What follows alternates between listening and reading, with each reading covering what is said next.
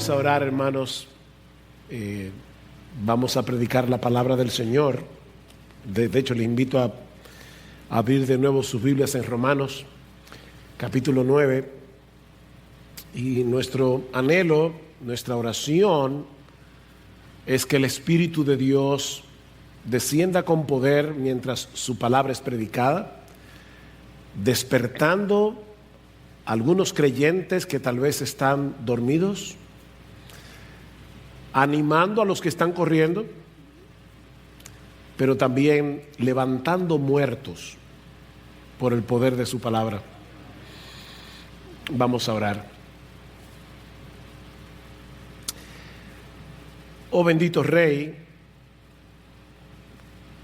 ciertamente esperamos ese día de gloria,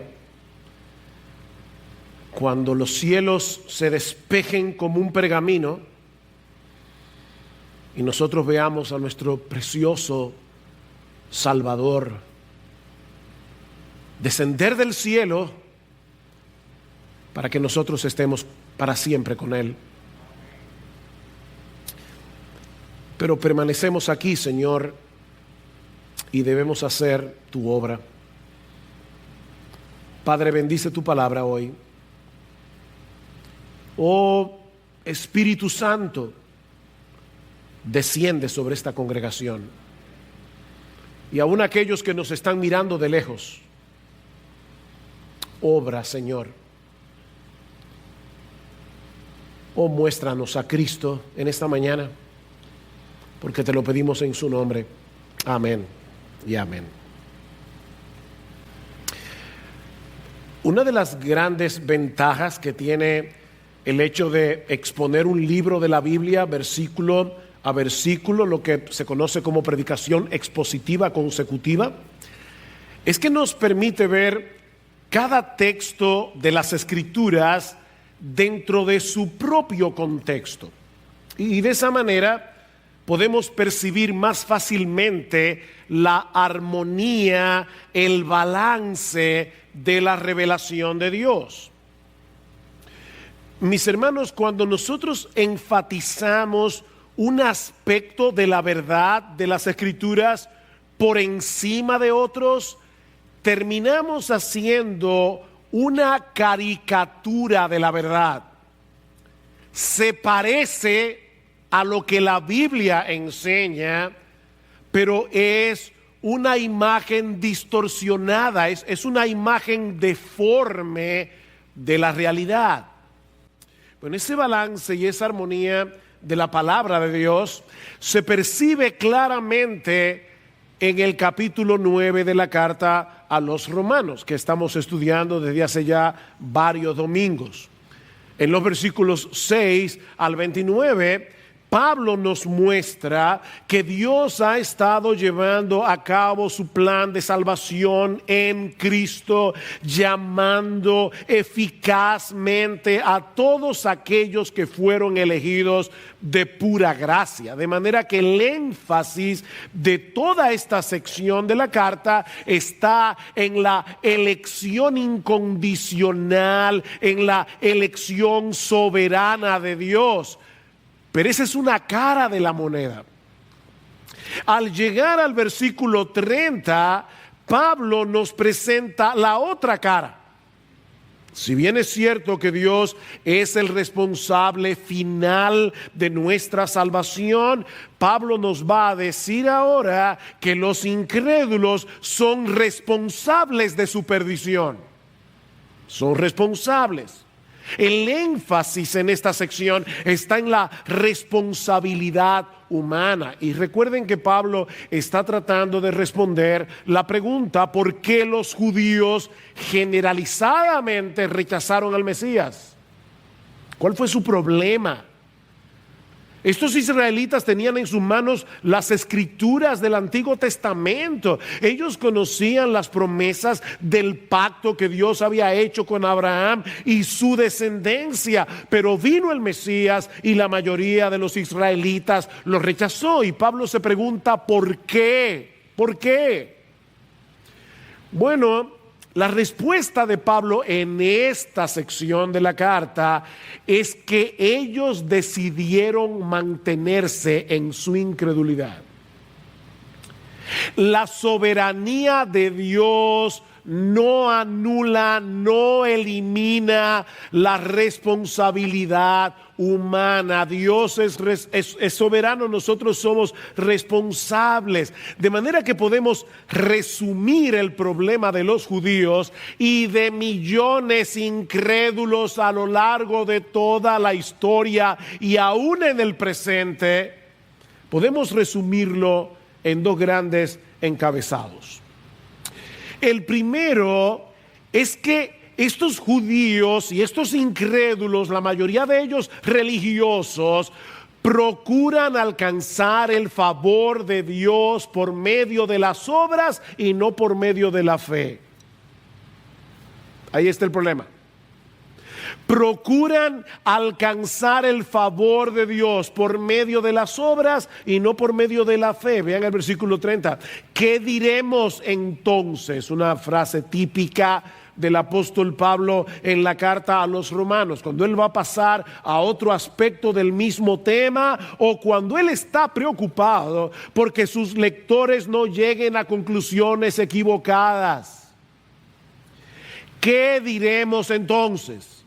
Que los gentiles, es decir, para aquellos que no están familiarizados con el lenguaje de la Biblia, los gentiles eran los paganos que no conocían a Dios. El mundo antiguo estaba dividido entre los judíos y todos los demás, los gentiles, los paganos que no tenían en sus manos la Biblia. ¿Y qué dice Pablo? Que los gentiles que no iban tras la justicia alcanzaron justicia, es decir, la justicia que es por fe.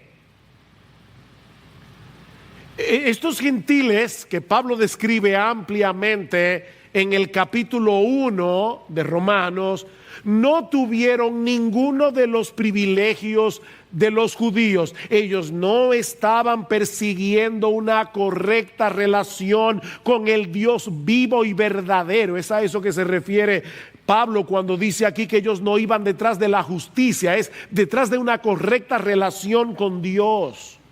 Aunque algunos de estos paganos como Séneca, por ejemplo, eran moralistas, la gran mayoría de ellos eran idólatras y esa idolatría los llevó a una rampante inmoralidad. Esa era la condición generalizada de los paganos.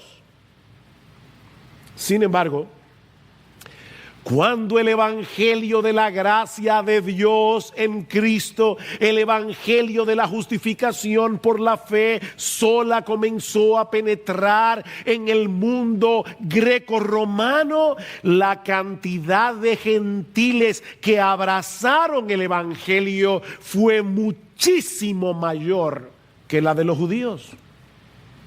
Ellos vinieron a ser una ilustración viviente de la enseñanza de Pablo en Romanos 9:16, que la salvación no depende del que quiere ni del que corre, sino de Dios que tiene misericordia. Porque estos gentiles no estaban persiguiendo con afán tener una relación correcta con Dios, pero eso fue lo que obtuvieron por medio de la fe, dice Pablo.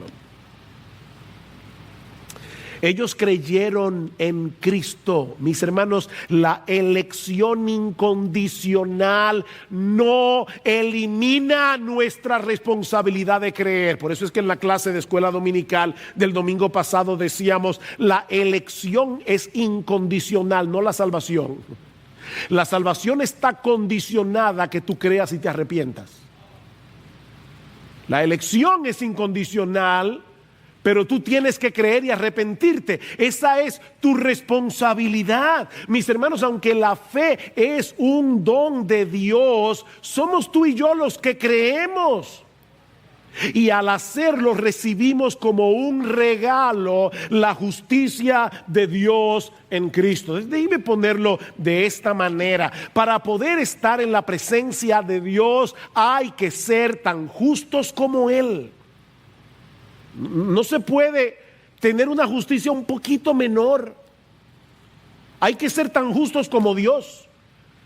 Pero ningún ser humano puede llenar ese estándar. Recuerden Romanos 3:10, no hay justo ni aún uno. Así que la única solución es recibir esa justicia de Dios como un regalo al poner toda nuestra confianza en el único justo de la historia, nuestro bendito Señor y Salvador Jesucristo.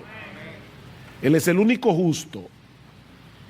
Así que es por medio de la fe y solo por medio de la fe. Romanos 1:17, porque en el Evangelio la justicia de Dios se revela por fe y para fe, como está escrito, mas el justo por la fe vivirá. Romanos capítulo 3, versículo 21, pero ahora, aparte de la ley, la justicia de Dios ha sido manifestada, atestiguada por la ley y los profetas. Este mensaje no era nuevo, es el mismo del Antiguo Testamento. Es decir, la justicia de Dios por medio de la fe en Jesucristo para todos los que creen, sean judíos, sean gentiles, todos los que creen. Romanos capítulo 5 versículo 1, por tanto, habiendo sido justificados por la fe, tenemos paz para con Dios por medio de nuestro Señor Jesucristo. Mis hermanos amados, amigos que están aquí en esta mañana, que nos están viendo por la internet, nunca fue la intención de Dios salvar a los hombres a través de la obediencia a la ley. Entonces, ¿para qué sirve la ley? Bueno, primariamente para mostrarnos que no podemos cumplirla. No es el único propósito de la ley, pero la ley es como un espejo que nos hace ver cómo estamos realmente. La ley nos muestra la necesidad que tenemos de un Salvador que haga por nosotros lo que ni tú ni yo podemos hacer. Pero, lamentablemente, vino el Salvador al que la ley apuntaba, y los judíos lo rechazaron. ¿Cuál fue el problema? Que en vez de ir detrás del Salvador anunciado por la ley, se fueron detrás de la ley. Vean el versículo 31. Dice Pablo, Romanos 9:31, pero Israel, que iba tras una ley de justicia, no alcanzó esa ley. Ellos no iban detrás del Salvador al que apuntaba la ley. Ellos se fueron detrás de la ley. Los judíos tergiversaron las cosas, haciendo de la ley un medio de salvación, y por supuesto se quedaron muy cortos de llegar a la meta. No alcanzaron el estándar de la ley. Ellos decidieron llegar a Dios por un camino intransitable para seres humanos imperfectos y pecadores como tú y como yo. Versículo 32. ¿Por qué, dice Pablo, no alcanzaron la ley? Porque no iban tras ella por fe, sino como por obras. No iban tras ella por fe. Y la frase clave aquí es como por obras, como si fuera por obras. Ellos se fueron detrás de la ley como si fuera posible para el hombre obedecer el estándar de justicia que requiere la ley, pero eso no es posible. Eso fue lo que hizo necesario que el Hijo de Dios se hiciera hombre y muriera en una cruz. Que no podemos salvarnos por nosotros mismos. Pablo dice en Gálatas capítulo 2 versículo 21 que si la justicia viene por medio de la ley, entonces Cristo murió en vano. Si había otra forma de salvarse, ¿por qué Dios envió a su Hijo? ¿Por qué? No se puede alcanzar la justicia guardando la ley.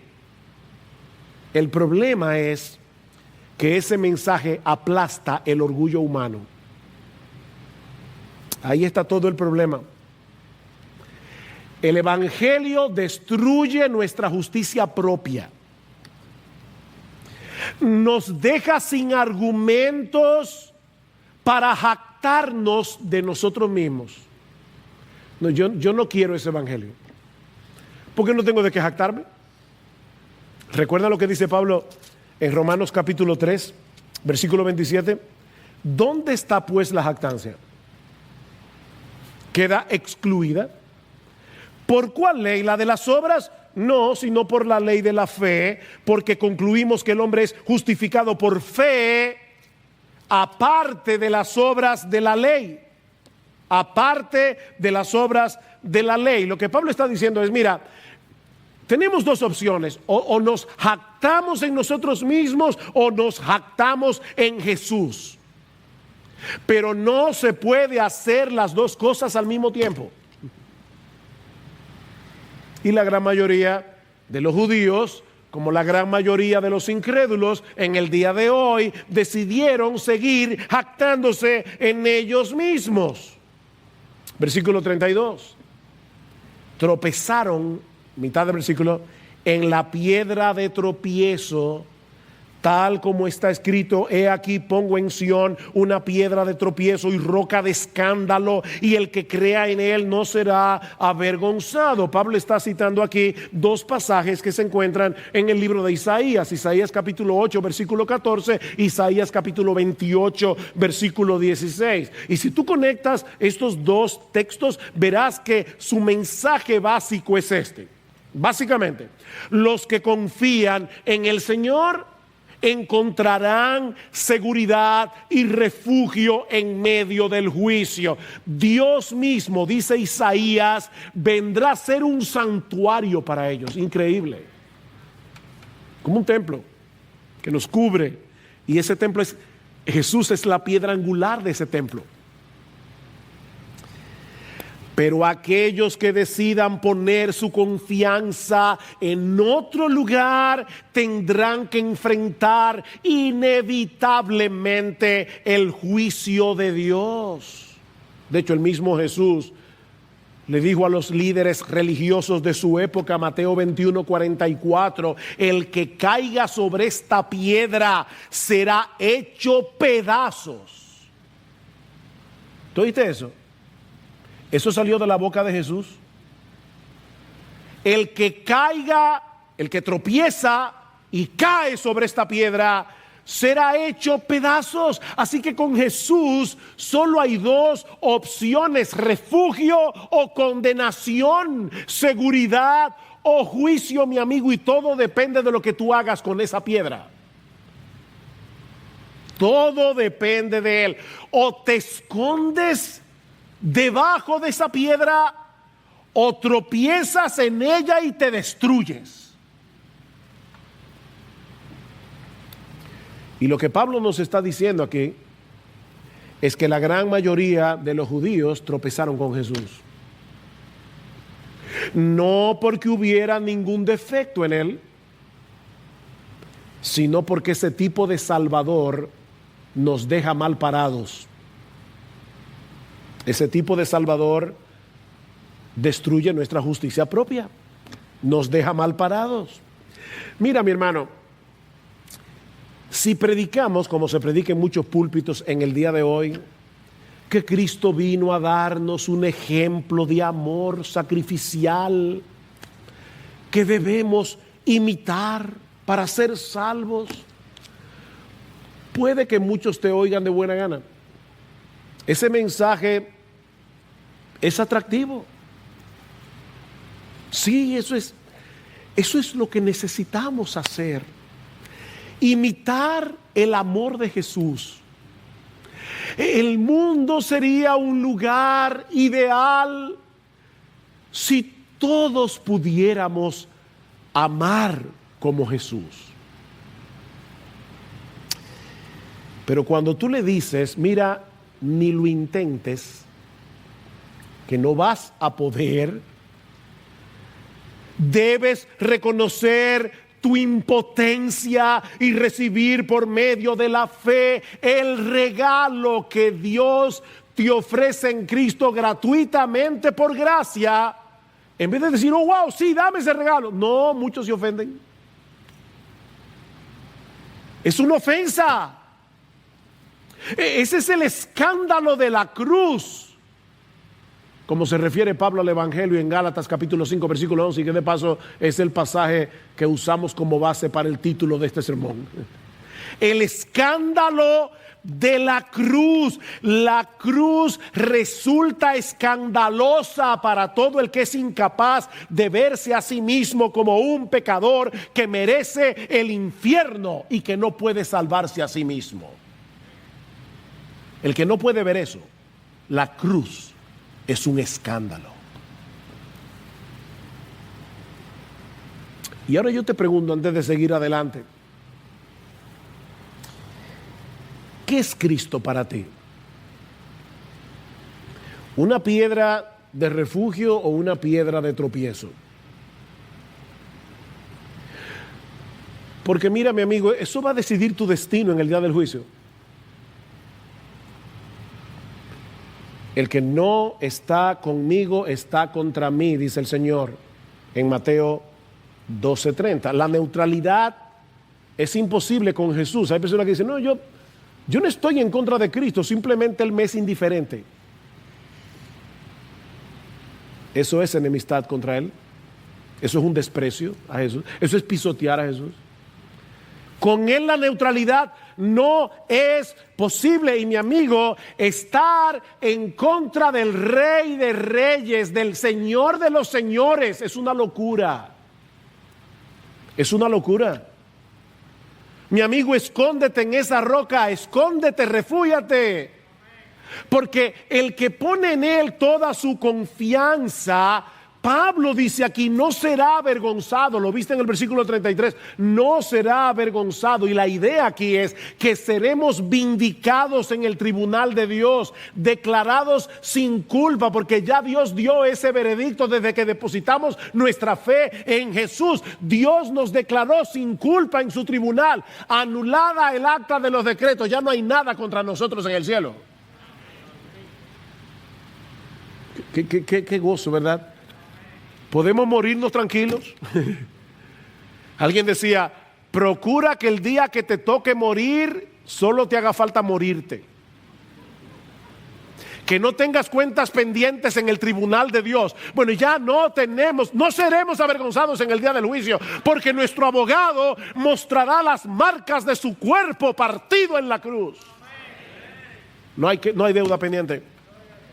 Y yo te pregunto una vez más, mi amigo, ¿tú te has refugiado en Cristo o tú estás tratando todavía de llegar al cielo a través de la escalera de tu propia obediencia? Pero hay un segundo aspecto que Pablo señala en cuanto al problema de los judíos. ¿Por qué rechazaron al Mesías? Por la misma razón por la que muchos religiosos lo rechazan en el día de hoy. Dice Pablo en el capítulo 10, ellos tienen un celo por Dios que surge de la ignorancia religiosa y no del evangelio. ¿Cuál es el problema? Ellos tienen un celo por Dios, pero que surge de la ignorancia religiosa. Vean el versículo 10. Hermanos, dice Pablo, el deseo de mi corazón y mi oración a Dios por ellos es para su salvación, porque yo testifico a su favor de que tienen celo de Dios, pero no conforme a un pleno conocimiento. Y de paso aquí nos topamos una vez más con el misterio de la soberanía de Dios y la responsabilidad humana. Ya Pablo ha dicho en el capítulo 9 que es Dios el que elige, que la salvación está en sus manos. Pero ahora nos dice que él oraba por los judíos para que fueran salvos. Este texto es similar al que vimos hace unas semanas cuando estudiamos Romanos capítulo 9, los versículos 1 al 5, donde Pablo menciona el profundo dolor que había en su corazón al ver a sus parientes según la carne separados de Cristo y bajo condenación. Mis hermanos, esto no era un mero problema intelectual para Pablo. Era muy doloroso para él. ver a sus hermanos de raza rechazar el evangelio a pesar de todos los privilegios espirituales que ellos habían tenido como la nación escogida de Dios, pero en vez de escudarse en la soberanía divina para no hacer nada, bueno, ya Dios es que se encarga de eso, la salvación está en sus manos. No, Pablo oraba por ellos y a la más mínima oportunidad les predicaba el evangelio. Pablo creía que la salvación de los pecadores está en las manos de Dios, por eso le oraba a Dios. Si la salvación estuviera en las manos del hombre, no tiene caso pedirle a Dios que lo salve, porque ya no depende de Dios. Aquí está el balance de las Escrituras. El medio escogido por Dios para salvar a los escogidos, valga la redundancia, es la oración y el evangelismo. Debemos orar y debemos evangelizar. Pablo decía, por tanto, todo lo soporto por amor a los escogidos, para que también ellos obtengan la salvación que está en Cristo Jesús y con ella gloria eterna. Yo todo lo soporto. Yo quiero que los escogidos se salven y no se van a salvar sin el evangelio. Dios ha prometido usar el poder del evangelio para salvar a gente, millones de toda tribu, pueblo, lengua y nación. Y de paso, este es uno de los textos que demuestran, mis amados hermanos, sin lugar a dudas, que no hay salvación fuera de Cristo. No la hay. Estos judíos eran religiosos.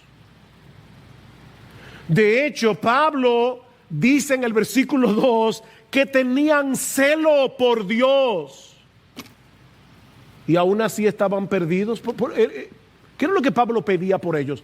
Que fueran salvos. Yo le pido a Dios por su salvación.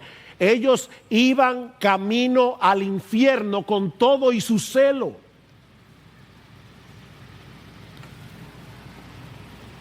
Y Pablo lo sabía de primera mano. Porque si hubo un judío fervoroso en el primer siglo, fue Saulo de Tarso.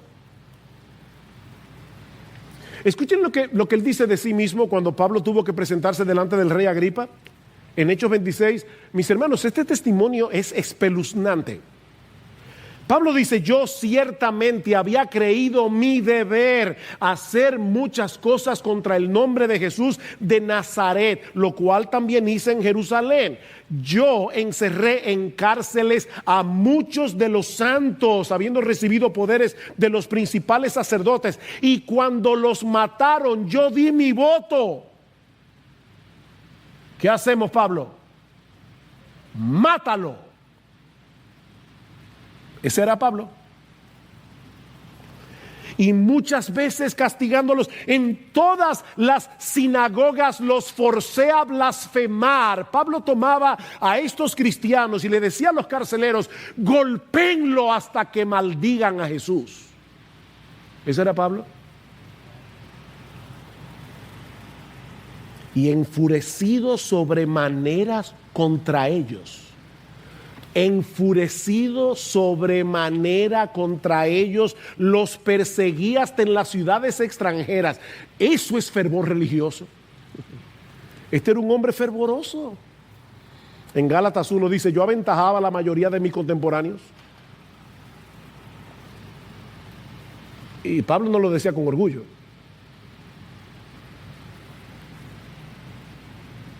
Y con todo y su celo, iba camino al infierno.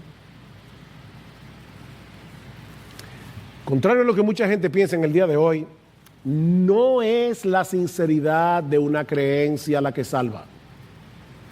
Tú puedes tomarte un veneno creyendo sinceramente que es jugo de naranja y te vas a morir envenenado. Hay camino que al hombre le parece derecho, dice Proverbios, pero su fin es camino de muerte. Los judíos eran celosos, pero era un celo que provenía de la ignorancia. Mis hermanos, fervor sin conocimiento es igual a fanatismo religioso. Y lamentablemente debemos reconocer que hay mucho de ese fanatismo, de ese fervor fanático dentro de iglesias que se identifican como evangélicas.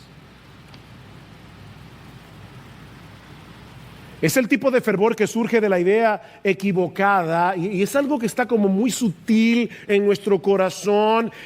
La idea equivocada de que debemos tratar de ganarnos el favor de Dios a través del activismo religioso o a través de nuestro desempeño, en vez de aceptar por fe lo que ya Cristo compró para nosotros en la cruz del Calvario a precio de su bendita sangre.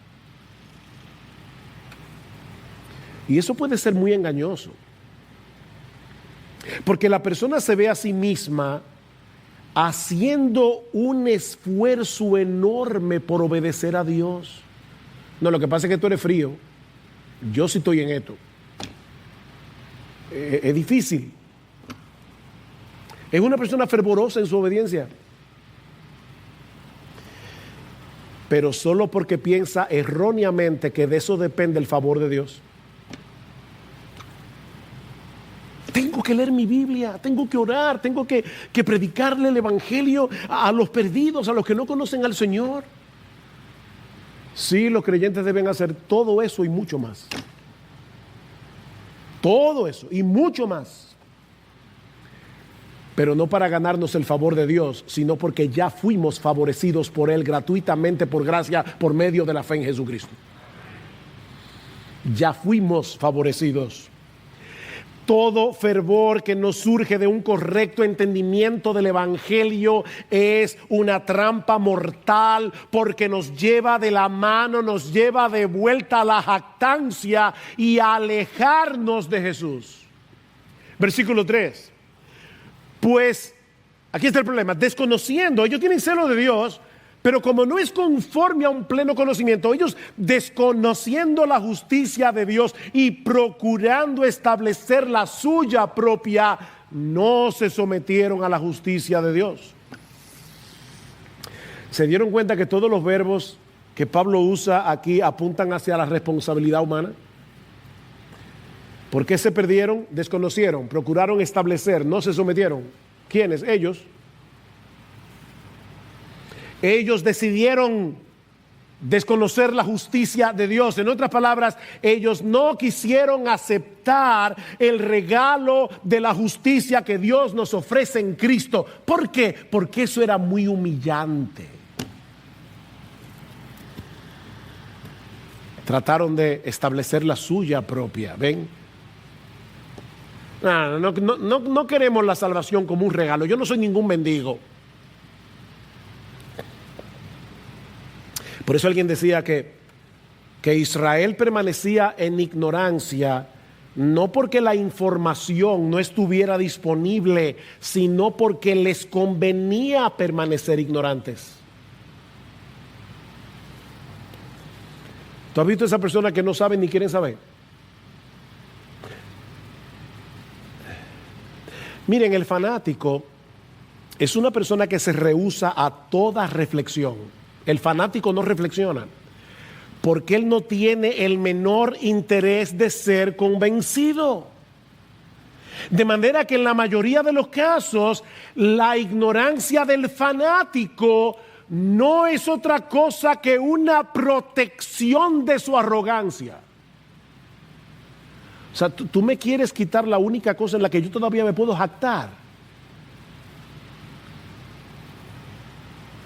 Es por eso que Pablo va a decir contra ellos un poco más adelante en Romanos capítulo 10, versículo 21, unos versículos más abajo. Pablo va a decir, son un pueblo desobediente y rebelde.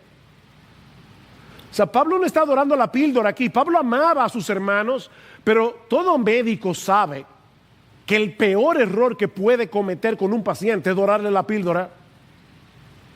Hay que decirle cuál es el problema. Y Pablo amaba a sus hermanos, a los judíos, y los amaba con tal sinceridad que él estaba dispuesto a ser odiado con tal de decirles cuál era la naturaleza de su problema. Ustedes son unos arrogantes.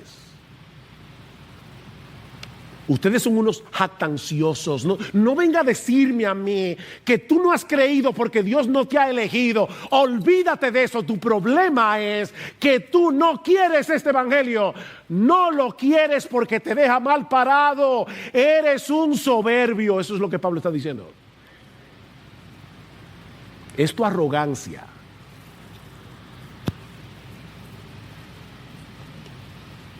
Es una ignorancia culpable. Una ignorancia culpable. Ellos tenían la Biblia y Pablo dice, ustedes no leyeron la ley. ¿Quién puede obedecer ese libro? Dios dice, yo voy a circuncidar tu corazón. No lo decía Dios en un montón de lugares en el Antiguo Testamento. Yo pondré mi espíritu dentro de vosotros. Yo quitaré vuestro corazón de piedra y pondré dentro de vosotros un corazón de carne. Yo lo voy a hacer porque ustedes no pueden hacerlo. ¿Recuerdan ustedes la parábola del fariseo y el publicano? En Lucas 18. Ese es el cuadro que tenemos aquí en Romanos. Dice, 2 hombres subieron al templo a orar. Uno era fariseo y el otro era publicano, que aunque era un judío, a los ojos del judío era como un gentil, era como un pagano. El fariseo, puesto en pie, oraba para sí de esta manera: Dios, te doy gracias porque yo no soy como los demás hombres, estafadores, injustos, adúlteros, ni aún como este recaudador de impuestos. Yo ayuno 2 veces por semana, ven, yo doy el diezmo de todo lo que gano. ¡Qué figura! Oh, gracias, Señor, tú te pasaste conmigo. Claro, la gente no dice eso con la boca. No. Miren, recuerden esto, sí, yo sé que lo he dicho otras veces, pero recuerden que la hipocresía es el homenaje que el vicio le rinde a la virtud. La gente quiere aparentar que es humilde porque sabe que la humildad es lo correcto, pero en el fondo es un soberbio. La hipocresía es el homenaje que el vicio le rinde a la virtud. Pero el recaudador de impuestos, de pie y a cierta distancia, ¿saben lo que implica esto? El fariseo estaba orando ahí mismo del lugar santísimo, él puede acercarse. El publicano estaba en la última fila de atrás. No quería ni siquiera alzar los ojos al cielo, sino que se golpeaba el pecho diciendo: Dios, ten piedad de mí, pecador. Y el texto original dice: el pecador. Mira, de todos los pecadores yo soy el más pecador. Y dice Cristo ahora: os digo que éste descendió a su casa justificado, declarado justo, inocente, sin culpa en el tribunal de Dios. Pero este fariseo no, porque todo el que se ensalza será humillado, pero el que se humilla será ensalzado. Ustedes ven cómo Jesús lo resume todo en estas 2 actitudes del corazón: ensalzamiento y humillación. No, el religioso no quiere reconocer que sus buenas obras y su religiosidad son dinero de monopolio en el reino de Dios. Papelito que no sirve de nada. Imagina un tipo que llega al banco con un maletín: quiero hablar con el gerente, voy a depositar $2 millones. ¡Wow! Usted tiene 2 millones sí, en este maletín. Dinero de monopolio. Mire, créanme, no van a llamar al gerente, van a llamar a un psiquiatra. Tus buenas obras no circulan, esa moneda no circula en el reino de Dios. La única moneda que circula en el cielo es la justicia de Jesús. Es la única moneda. Pero ellos no quieren venir como mendigos clamando por misericordia. Prefieren seguir esforzándose por obedecer la ley antes que recibir de la mano de Dios el regalo de su justicia en Cristo por medio de la fe. Y de esa manera están pisoteando el regalo de Dios. Versículo 4. Porque Cristo es el fin de la ley, para justicia a todo aquel que cree. No, ellos no quieren eso. porque Cristo es el fin de la ley. Lo que Pablo está diciendo aquí no es que los creyentes ya no tienen obligación con la ley. No, Romanos 6 y Romanos 7 te dice claramente que no, la ley es santa, justa y buena. Ese no es el problema. Como dice Martin Lloyd-Jones, la ley continúa siendo la expresión permanente de la voluntad de Dios para el hombre. Pero Cristo es el fin de la ley o el clímax de la ley o la consumación de la ley, porque Él satisfizo todas sus demandas a la perfección y luego fue a la cruz para llevar la maldición, el castigo que la ley impone sobre nosotros por causa de nuestro pecado. Miren, por decirlo de alguna manera, la ley aterriza en Cristo. Él es el destino de la ley. Pero el religioso se rehúsa a desembarcar. Ustedes se imaginan a un individuo que ve en el avión y cuando llegan el piloto dice, ya aterrizamos, ya pueden salir en orden. El tipo dice, no, yo aquí me quedo, yo quiero seguir volando, pero que ya llegamos. Ya espérate, que ya llegamos.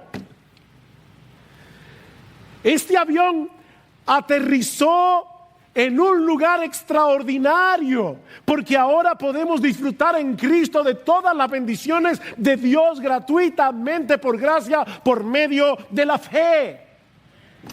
Y tú quieres seguir en el avión. Ahora, noten algo de extrema importancia para volver a mi encabezado. Hemos dicho que el problema de los judíos y de muchos incrédulos religiosos que hay en el mundo es que tienen un celo equivocado por Dios, porque es un fervor que no surge del evangelio. Pero mis hermanos, hay un fervor informado que el evangelio debiera producir en el creyente y que debe ir en aumento en la misma medida en que adquirimos un mejor entendimiento de la misericordia de Dios en Cristo. Pablo no está en contra del fervor. ¿Qué dice Romanos capítulo 12? ¿A dónde va a llegar Pablo? Romanos 12, por consiguiente, hermanos, os ruego por las misericordias de Dios. Yo tengo 3 capítulos o 11 ya hablándoles de la misericordia de Dios para con pecadores que no lo merecen. Os ruego por las misericordias de Dios que presentéis vuestros cuerpos como sacrificio vivo y santo, aceptable a Dios, que es vuestro culto racional. Es ahí donde debemos llegar. Mis hermanos, ¿cómo debiéramos reaccionar a la realidad de que por la pura gracia de Dios, tú y yo fuimos destinados de antemano, desde antes de la fundación del mundo, para ser hechos vasos de misericordia, como vimos la semana pasada?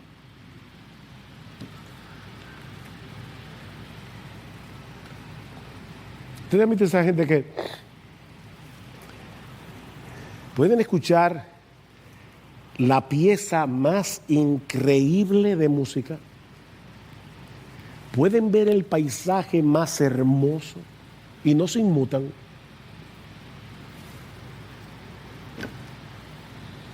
Hay creyentes que parecen estar observando, oyendo la música del Evangelio, viendo la hermosura de Jesucristo desplegada en el Evangelio, pero parece que no se inmutan. Escuchen lo que dice Pablo en este mismo capítulo 12 de Romanos, versículo 11.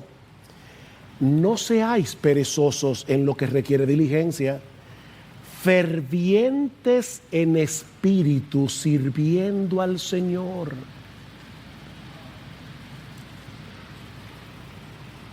Esta palabra, que se traduce como ferviente en nuestras Biblias, da la idea de alguien cuyo espíritu está en ebullición. Esa es la idea de la palabra, ebullición. Es lo contrario a la apatía, a la indiferencia, a una vida cristiana que se vive en automático. Yo creo que hay muchos creyentes que están viviendo su vida cristiana en automático. Están haciendo las mismas cosas que antes, pero han perdido su primer amor. Y Cristo les dice como a los efesios: arrepiéntanse y hagan las primeras obras. Vuelvan.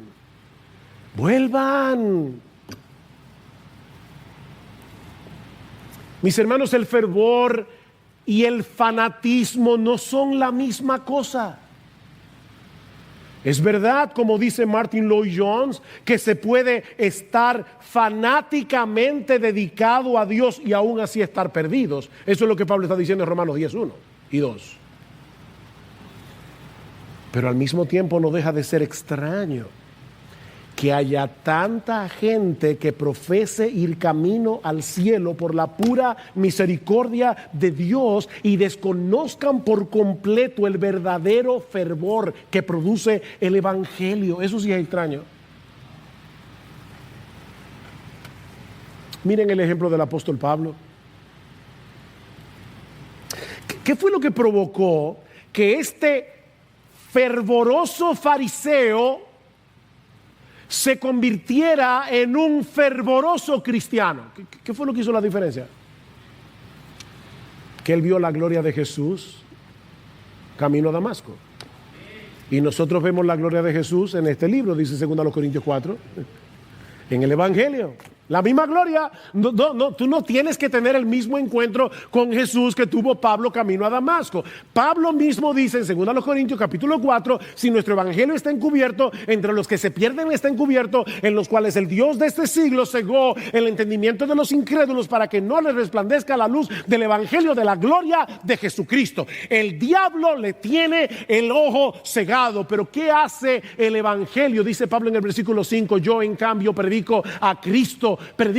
¿Saben por qué? Porque Dios, que mandó que de las tinieblas resplandeciese la luz, es el que resplandeció en nuestros corazones para iluminación del conocimiento de la gloria de Dios en la faz de Jesucristo. La misma gloria que yo vi es la que vemos en el evangelio cuando Dios nos abre los ojos.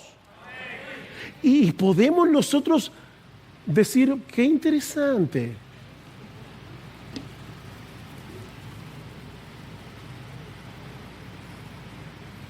Pero mis hermanos, no solamente esto fue lo que convirtió a Pablo de un fervoroso fariseo en un fervoroso cristiano.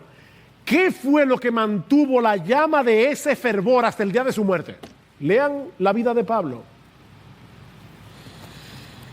Un entendimiento cada vez más profundo de la misericordia de Dios en Cristo, que lo llevó a un aprecio cada vez mayor de su Salvador y de su salvación.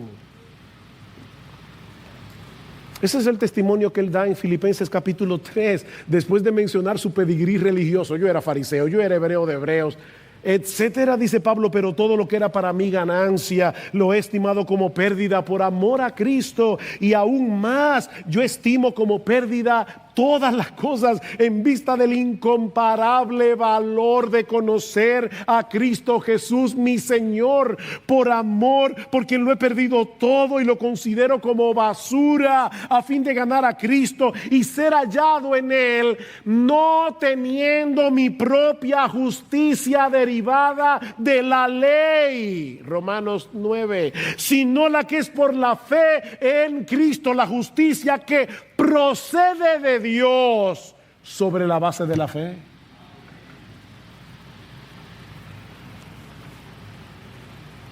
Pablo no solo fue fervoroso cuando se convirtió, él mantuvo ese fervor década tras década, tras década, tras década, porque el evangelio nunca dejó de ser para él una noticia sorprendente.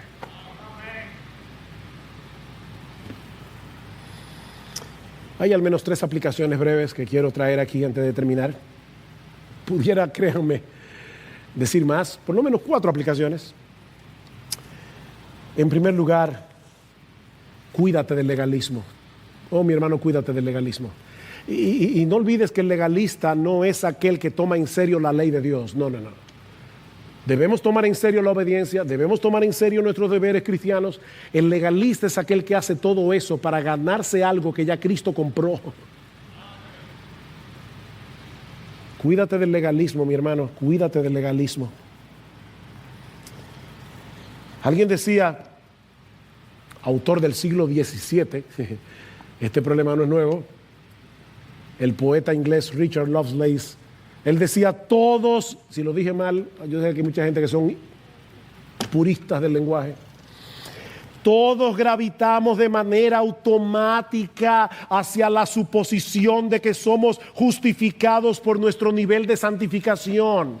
De manera que comenzamos cada día haciendo que nuestra seguridad personal no descanse en el amor de Dios ni en el sacrificio de Cristo, sino en cómo nos sentimos en el momento o en nuestros logros recientes. Y como estos argumentos nunca quietan la conciencia humana, somos movidos inevitablemente a crear una justicia propia que limpie nuestro historial y así lograr sentirnos en paz. Ayer no fue un buen día, hoy tengo que hacer mejores obras. ¿Tú quieres limpiar el historial? Arrepiéntete, confía en la promesa de que la sangre de Cristo nos limpia de todo pecado, levántate y sigue corriendo la carrera con los ojos puestos en Jesús, no en tus propios logros. Cuídate del legalismo, mi hermano, porque es fatal para la vida cristiana y produce un tipo de fervor que alimenta el orgullo y nos aleja de Jesús.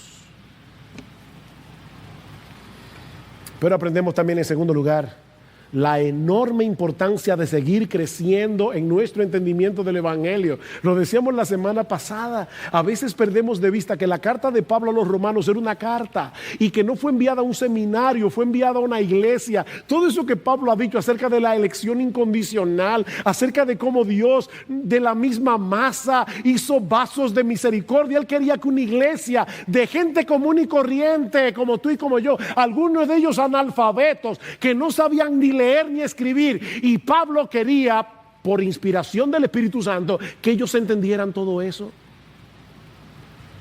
¿Por qué? Porque nosotros debemos mantener en nuestras mentes que todas las bendiciones que recibimos de la mano de Dios son nuestras únicamente por causa de la justicia perfecta de Cristo que fue puesta en nuestra cuenta por medio de la fe. Necesitamos conocer mejor el diamante del Evangelio.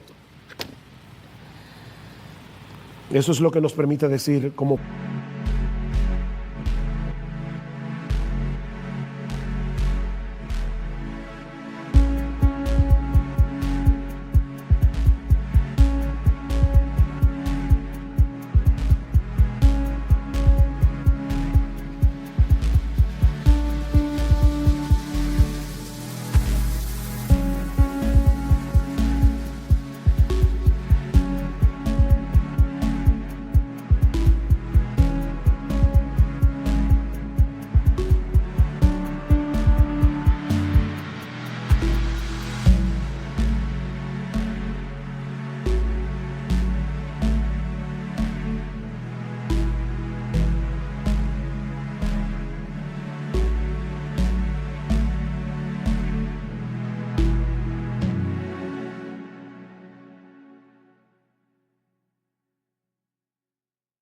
Pablo, que preferimos dar por perdidas todas las cosas en vista del incomparable valor de conocer a Cristo Jesús, mi Señor. Mi hermano, déjame hacerte una pregunta. ¿Tú estás viviendo en automático tu vida cristiana? No te lo permitas. No te lo permitas. Hay momentos en que nosotros nos damos cuenta que estamos viviendo por inercia. A mí me ha pasado, más de lo que yo quisiera recordar. Pero si Dios te ha dado luz en esta mañana y dices, espera, estoy viviendo en automático. Despierta. Despierta, vuelve a recordar quién eras tú, vuelve a recordar lo que Dios ha hecho por ti en Cristo, vuelve a recordar las glorias de Jesús. Despierta, mi hermano, no te permitas la mediocridad espiritual. Hasta que tú puedas decir, pídele a Dios en oración. Pídele a Dios en oración, ayúdame a entender esto, Señor, hasta que tú puedas decir como el salmista, cuán preciosa, oh Dios, es tu misericordia. Por eso los hijos de los hombres se refugian a la sombra de tus alas, se sacian de la abundancia de tu casa y les das a beber del río de tus delicias. Porque en ti está la fuente de la vida. En tu luz vemos la luz. Decía Lewis que la luz del sol no solo es lo que nos permite ver la luz, sino ver todo lo demás a través de esa luz. Es a través del conocimiento de Dios que nosotros podemos ver e interpretar la realidad tal cual la realidad es. En tu luz vemos la luz. En cuarto lugar, rápidamente, mi hermano, ora y evangeliza, vive conforme a lo que Dios ha revelado y no queriendo entender y conocer lo que Él no ha revelado. Yo no sé quiénes son escogidos.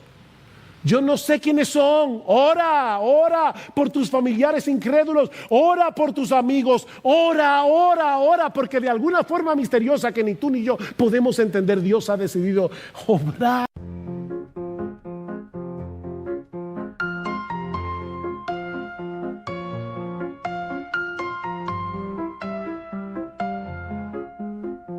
Dancing in the night, lost in rhythm tight, heartbeats take the flight, love sparks ignite, stars above us shine, euphoric feelings climb, held in beats of time, harmony so fine, symphony of love in the sky above.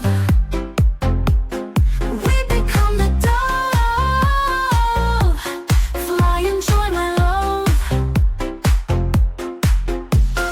Moonlight on our skin, where dreams do begin.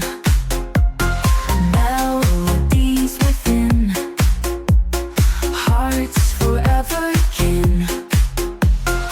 In the rhythm's trance, every step's a dance. Mystery, romance, chance and circumstance. Symphony of love in the sky above. We become the dove, fly and join my love.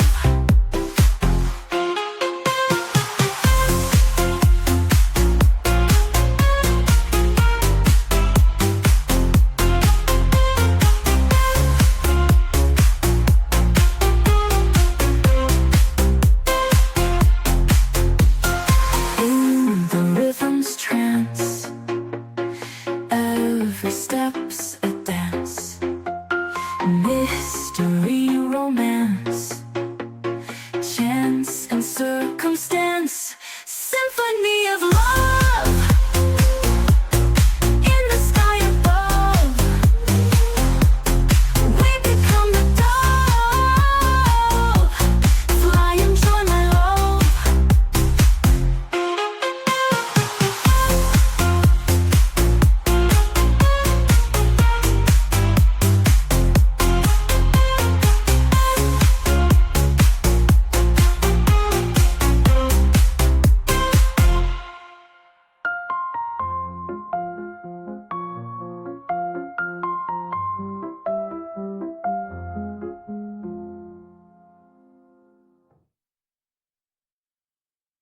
Por medio de la oración y predique el evangelio.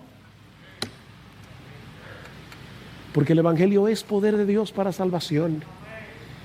Y finalmente, si tú estás aquí sin Cristo, yo quiero volver a reiterarte lo que decíamos hace un momento. No hay término medio con Jesús. O te refugias en esa piedra o terminarás aplastado por el peso de la justicia de Dios contra tu pecado. Joven, y refúgiate en Cristo, mi amigo. Acógete hoy a la misericordia de Dios. Si ven como un mendigo que no tiene nada que ofrecer excepto una mano desnuda diciendo: Señor, límpiame de mi pecado, perdóname, Señor, acéptame en Cristo, porque yo no tengo méritos por los cuales tú me puedas aceptar. Acéptame en Jesús. Oh, que Dios bendiga su palabra.